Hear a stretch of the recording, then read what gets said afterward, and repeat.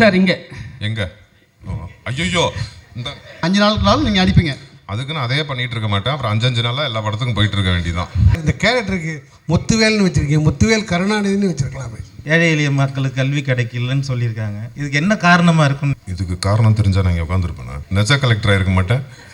அருள் sir எங்கே? Sir இங்கே எங்க? ஐயோ, இந்த சார் கோடம்பாக்கத்தில் வந்து அருள்வான்னா எல்லாருக்கும் தெரியும், அருள்நிதின்ட்டு. ஏன்னா பசங்களுக்கு வந்து ரொம்ப பிடிச்ச ஒரு நடிகர், அது இல்லாமல் எல்லாமே செய்கிறவங்க. இப்போ இந்த படம் டைட்டிலும் அதே மாதிரி ஒத்தி போகுது. ஆனால் இப்போ அதே படத்தில் அதே நெக்ஸ்ட் ஒரு படம் வந்து டிமாண்டி காலனி 3. ஸோ அப்படியே கான்ட்ராஸ்டாக இருக்காது. எப்படி நீங்கள் வந்து ஹேண்டில் பண்ணீங்க? எப்படி ஹேண்டில் பண்ணுறேன்னா, ஹேண்டில்னா என்னென்னா அது வந்து ஒரு பேய் படம், இது வந்து ஒரு நல்லது செய்கிற ஒரு படம். ஸோ அதுலேருந்து எது எப்படி நீ மாறுபட்டுறீங்கன்னு? இல்லை, இது நான் தான் சொன்னேன்ல ஃபஸ்ட்டே, இவர் கதை சொல்லும் போதே ஒரு நான் எவ்வளோ படங்கள் பண்ணாலும் இதில் கிடைச்சா கதாபாத்திரம் எனக்கு திருப்பி அமையாதுன்னு தான் சொன்னேன். நான் ஃபுல் ஃப்ளெஜ்டாக பண்ணாலும் ஒரு கல்வி எவ்வளோ முக்கியம்னு இந்த படம் சொல்லியிருக்கோம். அதே மாதிரி அந்த இடத்துல வாழ்கிறவங்களோட வாழ்க்கை வந்து நம்ம படம் பார்க்கும்போது அவங்க அவங்க அவங்க லைஃப் ஸ்டைலே நம்ம புரிஞ்சுக்கலாம். அந்த படம் பார்க்கும்போது அவங்க எவ்வளோ கஷ்டத்தில் இருக்காங்க அப்படின்னு. ஸோ அதனால தான் இதுக்கு என்ன இதுன்னு கேள்வி கேட்டால் எப்படி பதில் சொல்கிறேன்? கதாநாயகனாக வந்து ஃபுல் ஃப்ளெஜ்ஜாக நடிக்கிறது சந்தோஷமான விஷயம். ஒரு டேரக்டர் வந்து ஒரு 5 நாள் ஸ்டோரி சொல்லும் போது உங்களுக்கு என்ன தோணுச்சு அந்த நேரத்தில்? அவர் 5 நாள் ஸ்டோரி சொல்ல 5 நாள் வர 5 நாள் வர சொன்னார். ஓகே, உங்களுக்கு என்ன தோணுச்சு? பண்ணலாமா வேணாவா? நிறைய முடிவு எடுத்திருப்பீங்களா நைட்டு? இல்லை, இவர் கொஞ்சம் குண்டாக்க மாட்டாக்கான ஆள் தான். ஏன்னா என்ன ஆல்ரெடி தகராறுன்னு ஒன்று வச்சு எடுத்தார். அதனால நான் எனக்கு என்னன்னா சீரியஸாகவே ஃபஸ்ட்டு ஒரு 5 நாள் தான் இருந்துச்சு. அதுக்கப்புறம் ஒரு 20 நாள் வந்திருப்பேன்னா. ஆக்சுவலாக ஃபுல் படம் இருக்கேன், அது சொல்ல மாட்டுறாரு. நானும் அவங்க கிருத்திகா அப்புறம் இவங்க எல்லாரும் ஃபுல் படம் இருக்காங்க. சார் மாசான ஹீரோவாக பல படங்கள் பண்ணிட்டீங்க. பட் இந்த படத்தில் ஒரு முக்கியத்துவமான கேரக்டர் அப்படின்னா 5 நாளைக்கு ஒத்துக்கிட்டீங்க. அடுத்து வரக்கூடிய இந்த மாதிரி கதைகளில் முக்கியமான கேரக்டர் 2 நாள் 5 நாள் அப்படின்னா ஒத்துப்பீங்களா சார்? நான் இது வரைக்கும் எந்த படம் மாசான ஹீரோவாகவே பண்ணல சார். வம்சம் ஒன்று போதும் சார். வம்சமில் வந்து என் படங்கள் எல்லா படங்களையும் எல்லா கதாபாத்திரக்கும் எல்லாருமே ஹீரோ மாதிரி தான் இருப்பாங்க. வம்சம்ல என்ன கிஷோர் சார் தான் ஹீரோ மாதிரி இருப்பார். அவரை வச்சு தான் படமே. இல்லை, இன்னைக்கு வரைக்கும் அருளி சார்னா வம்சத்தை தான் முக்கியமாக சொல்கிறாங்க. ஆமாம் ஆமாம், அந்த மாதிரி ஒரு மாசான படமும் நீங்கள் அடுத்து கொடுக்கணும். பட் இதை மாதிரி முக்கியமான கதைக்கு முக்கியமான கேரக்டர் வருது ஒரு 5 நாள் அப்படின்னாலும் நான் நடிக்கிறேன் அப்படின்ற மாதிரி நீங்கள் இருக்கீங்களா சார்? கண்டிப்பாக பண்ணுவேன். முக்கியத்துவம் வாய்ந்த கதைகளில் நான் 5 நாளுக்குனாலும் நீங்கள் அடிப்பீங்க.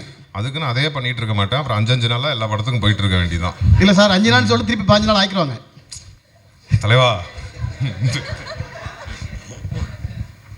இந்த கேரக்டருக்கு முத்துவேல்னு வச்சிருக்கீங்க, முத்துவேல் கருணாநிதினு வச்சிருக்கலாமே. இதை சார்கிட்ட கேட்கலாம். சார் சுகுமார் சார் பார்ட் 2ல் வைப்பார். 2026 பட்டி தொட்டிங்க எல்லா இடத்துலையுமே கல்வியை கொண்டு போய் சேர்த்துருக்காங்க. ஆனால் இன்னமும் ஒரு சில மலைவாழ் மக்களுக்கு கல்வி கிடைக்கல, ஏழை எளிய மக்களுக்கு கல்வி கிடைக்கலன்னு சொல்லியிருக்காங்க. இதுக்கு என்ன காரணமாக இருக்குன்னு நீங்கள் நினைக்கிறீங்க சார்? இதுக்கு காரணம் தெரிஞ்சால் நான் இங்கே உட்காந்துருப்பேன். நெஜ கலெக்டராக இருக்க மாட்டேன். அந்த கஷ்டத்தை தான் இந்த படத்தில் சொல்லியிருக்கோம். ஸோ இப்போது நிறைய இடத்துல நிறைய பேர் அதை செஞ்சுட்டு வராங்க. இதுவும் பேஸ்ட் ஆன் ட்ரூ ஸ்டோரி தான். இவர் அந்த இது உண்மையாகவே எங்கே நடந்தது, எந்த கலெக்டர் அதை செஞ்சார், எந்த ஊரில் நடந்துச்சு, அங்கே பேசிகிட்டு இருக்காரு. இங்கே பாருங்கள், முக்கியமான கேள்வி இது. அது எல்லாமே இவர் சொல்லியிருக்காரு. அதை கேளுங்க, அதை ஒரு தடவை கேளுங்க. நிறைய பேர் ட்ரை பண்ணுறாங்க. இன்னும் இப்போ எல்லா இடத்துலையுமே இப்படி இருக்குன்னு நம்ம சொல்ல முடியாது.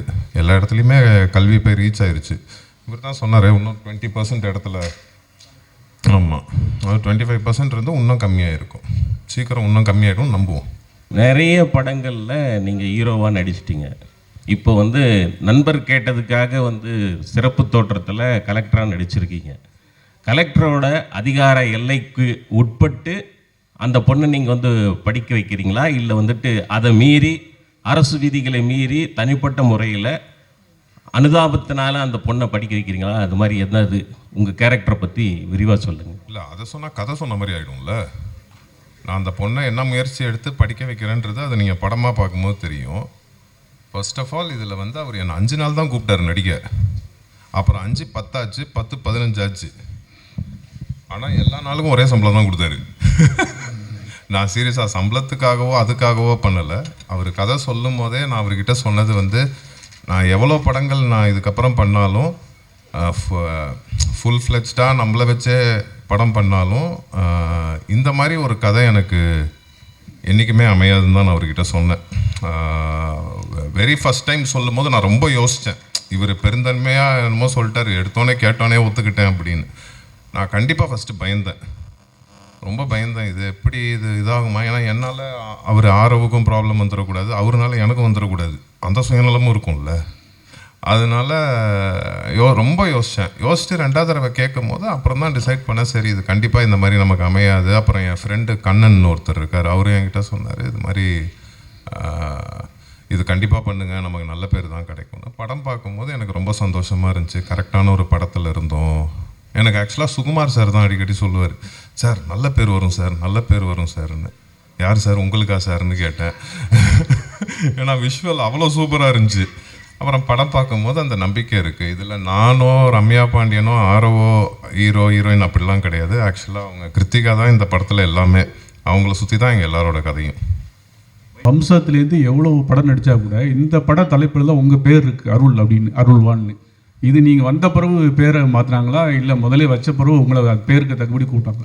நான் ஒரு நாள் ஃபுல்லாக இந்த டைட்டில் வேண்டான்னு அவர்கிட்ட அவர்கிட்ட டைட்டில் மாற்றுங்க நானும் இருக்கேன், இதே டைட்டிலாக வச்சிங்கன்னா சரி வருமானு. பட் அவருக்கு பொருத்தமாக பட்டுச்சு, அதை போய் நம்ம தடுக்கக்கூடாதுல்ல. அவ்வளோதான் சார். அருள் இது வேறு ஏதாவது சொல்ல வர்றாரு. நீங்கள் வந்ததே லேட், அவர் எங்கே இருக்காரு? நான் 9 மணிக்கு வந்தேன்.